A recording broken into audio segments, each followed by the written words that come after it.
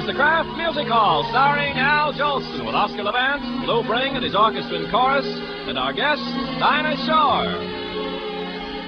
So keep on looking for a bluebird and listening for its song. Whenever April showers come along.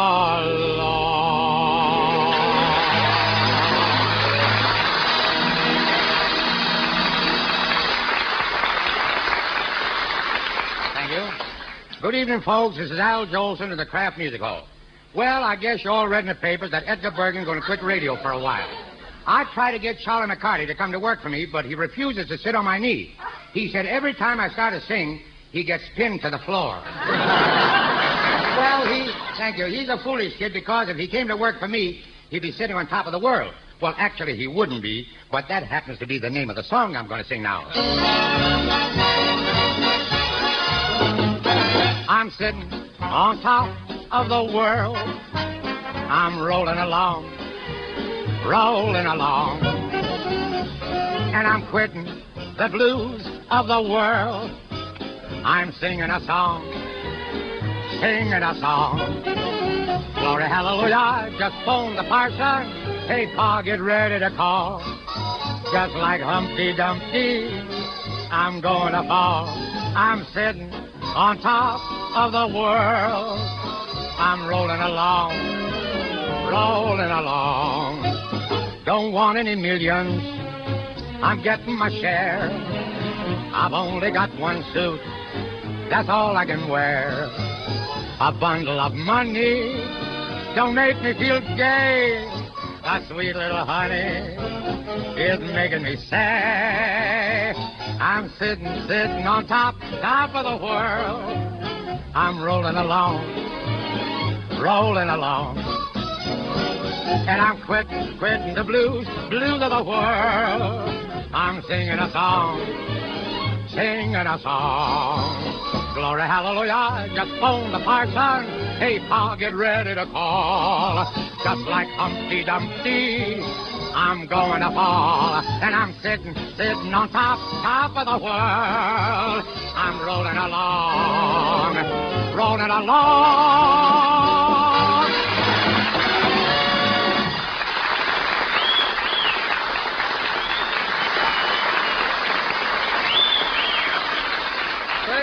Al, I heard you mention about Edgar Bergen retiring. I suppose you've heard that Fred Allen is also considering retiring? Yes, Ken, and I don't blame him. When men reach their age, they should retire. But, Al, Edgar Bergen's still a comparatively young man. I ought to know. I work for him. Well, the secret is out. So you're Mortimer Snerd, huh? Believe it or not, I'm not. Gee, Ken, now I'm sure you're Mortimer Snerd. No, he's a small, homely dummy, a real moron. Someone has to talk for him, and when he does open his mouth, he always says something stupid. Ken, where do you get the nerve to say those things about Jolson? Wait. Just a moment. Ken wasn't talking about me, Oscar. He was talking about Mortimer Snerd. Oh, I'm really sorry. My apologies to Mortimer Snerd. Look, Oscar, that isn't funny. I just found out. Yeah. Well, anyway, I'm serious. Now, look, you and I have been together for many months. I think you're a talented young musician. I've been very nice to you. But in return, all you've done is insult me. Now, there's only one way to stop that. From this show on, I'm not going to talk to you anymore. Gee, I'm sorry, Al. I didn't think you ever took me seriously. Al. Lou Bring. Yeah. You'd think Jolson could afford a real yes man instead of one who just says, yeah. Lou, tell Mr. Levant to play the piano. Hey, Levant, play the piano. What pace am I supposed to play? Hey, Jolson. Yeah. What do you want Levant to play? Tell him to play something he can throw himself into. Hey, Levant, why don't you play Swanee River? Bring it. I dare you to come out from under Petrillo and say that. Well, if you're going to be nasty, I won't talk to you. No, nobody's talking to me. This is just like being at home. Lou, will you please announce that Mr. Levant is going to play Malaguena? Announce it.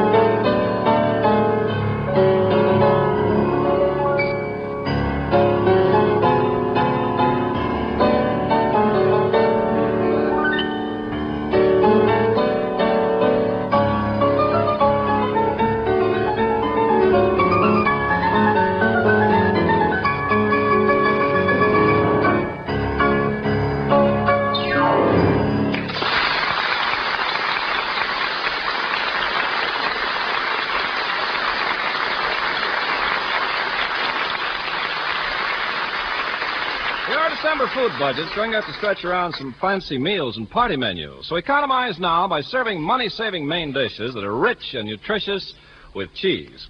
Now, the price of cheese is down, and ounce for ounce, there's no other basic food that equals cheese for high-quality, complete protein, for calcium, phosphorus, and other nutrients from milk.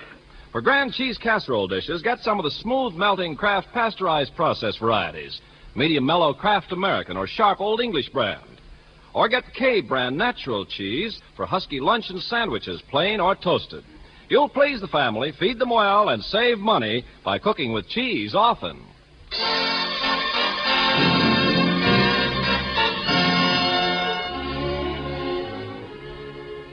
Al, I want to ask you something.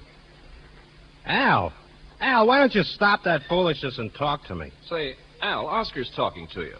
Oh, is that who it is? I thought maybe it was a spirit from another world trying to contact me. This is ridiculous. Jolson won't pay any attention to me. I feel like Madam Chiang Kai-shek. Al, don't you think you've punished Oscar enough? Why don't you talk to him? Look, Ken, if Oscar has anything to say to me, he can write me a note and bury it in a pumpkin.